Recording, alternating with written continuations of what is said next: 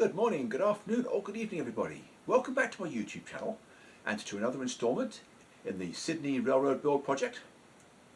After getting the lower staging yard largely complete, there wasn't really anything else I could do to it until I had the basement dimensions confirmed by the customer.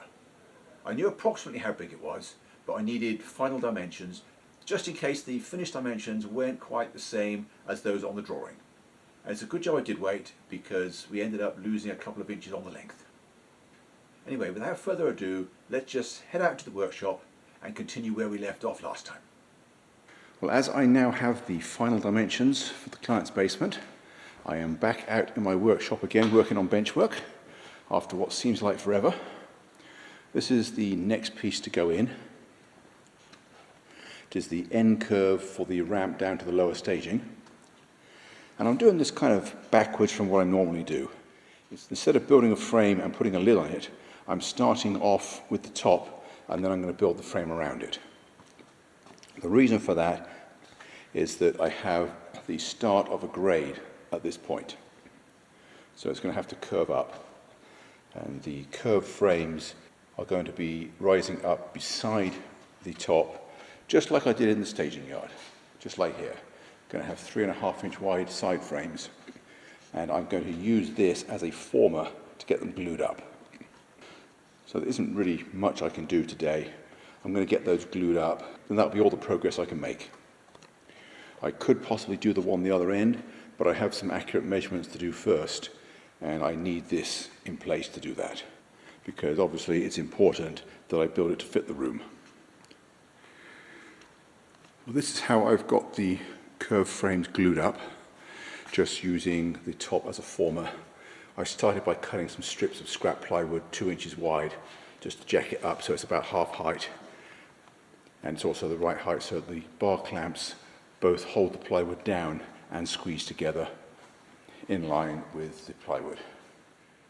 At the moment I haven't decided exactly how long this piece is going to be. I'll probably cut it off right where this outer former ends. I don't see any reason why it should be shorter. I want to keep it to around 7 feet so that it goes conveniently across or vertically in the container.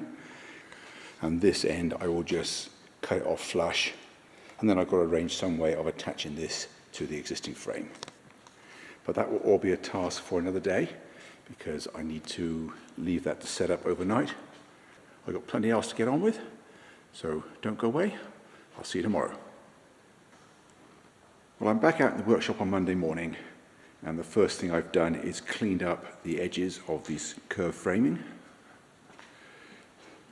This is approximately how it's going to go, although this piece of roadbed will actually be on an upgrade.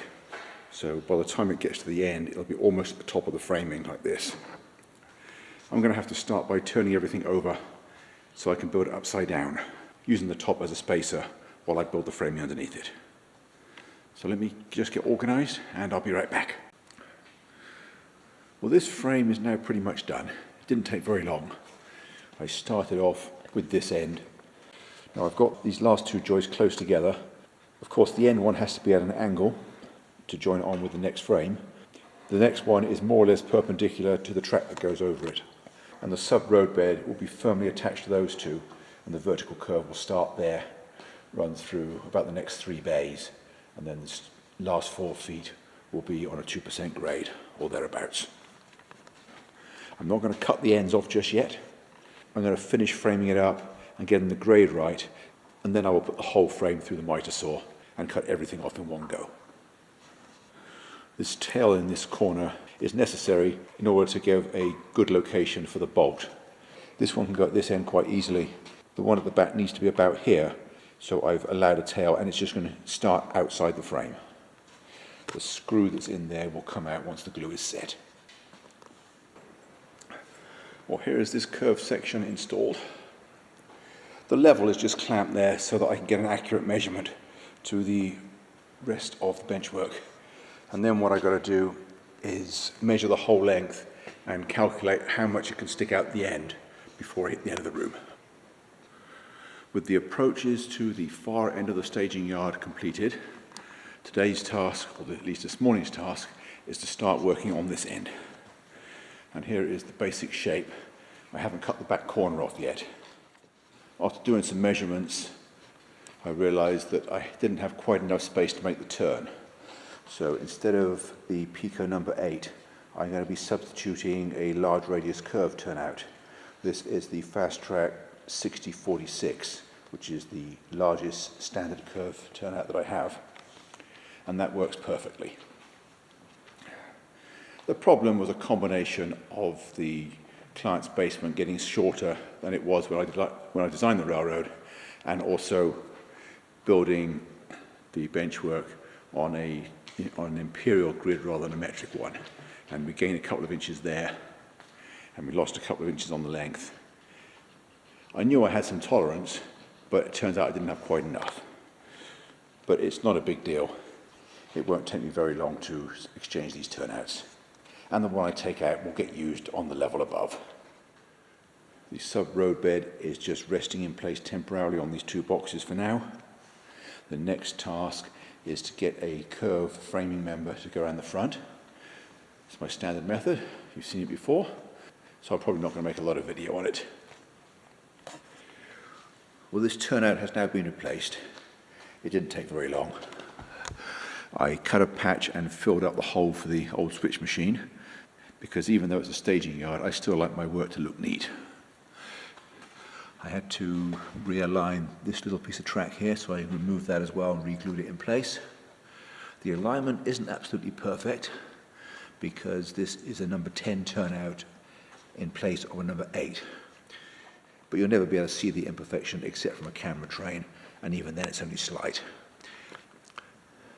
The way to have avoided it would have been to unglue this turnout and shift the toe maybe a 1/16 of an inch to the side. And I wasn't going to bother doing that because it would mean repositioning the switch machine. I haven't put the new switch machine under this turnout yet. I don't do that until the glue is set, and I will probably wait until I'm doing several more anyway, because there's a lot more economy of effort in doing more of the same in one sitting. This staging yard approach has to be built slightly differently to the other one. Whereas the first one I made had the curved frames protruding above the frame on the outside, this one is going to be underneath it. Now I have to cut down the end by about 7/8 of an inch, and then at a 2% grade. That I think is a little bit less, so that allows me to put shims in further up if I need to. It's better than being too steep and not being able to adjust it. Anyway, I just marked both ends and then used a thin strip of plywood, this piece here, to draw a line, and then I'm going to have to cut that freehand with the circular saw. I've now finished making the two side rails. This one you can see is cut down into a taper at the end, and I've matched that. I've matched the angle. The one at the back just has this long skinny notch in it, and then it can be full height of the rest of the length. To make it easier to hold everything in the right places relative to each other, I have temporarily tack screwed the top to the bottom of the frame using it as a former. So I used 1¼ drywall screws about every foot along the curved front, and just 2 screws in the back on the one that's straight. And that will hold everything where it needs to go, so I don't have to worry about it getting out of alignment while I'm making the other pieces to fit. And I'm going to start with the angled end piece. So I need one piece of framing along here, and then another one back to there. And I don't know what that angle is yet. And in fact, I don't even need to know that angle. I will just put the 2 pieces and use one to mark the other one. And then once the end frame is in, I can just add formers about every foot, exactly like I did the other one. Well, here is the setup for getting that angle marked.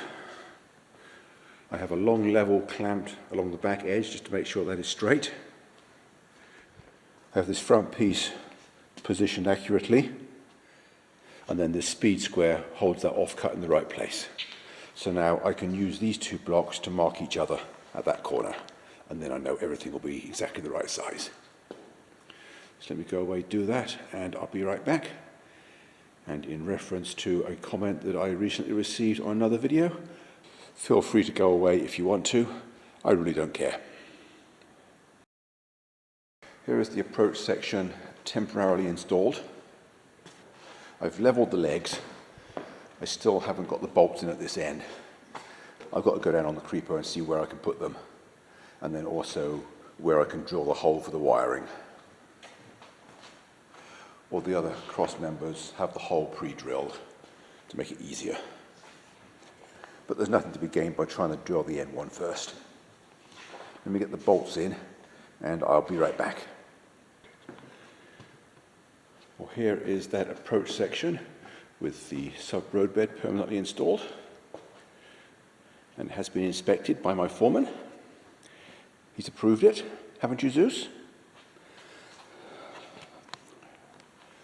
It was just a case of shimming it up as necessary, starting at one end and working my way up the grade. The first piece of foam roadbed has been glued down. Obviously the track's not installed yet. It's just temporarily positioned, just to make sure that I have the roadbed in about the right place. And it is. Now I'm going to go inside now, get some lunch, and then when I come back out, I'm going to continue working on the next level of bench work.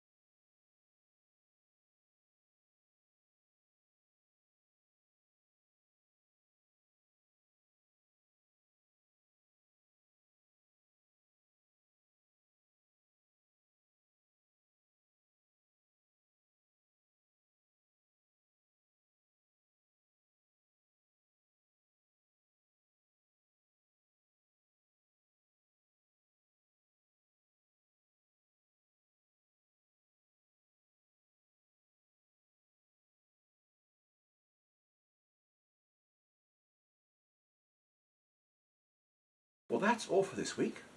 Hope you enjoyed the show, found it useful or interesting, or both. In the next instalment, I will start work on the main staging yard that goes directly above the lower staging. And I hope to see you back here for that. And in the meantime, have a great week. Thanks for watching, and bye for now.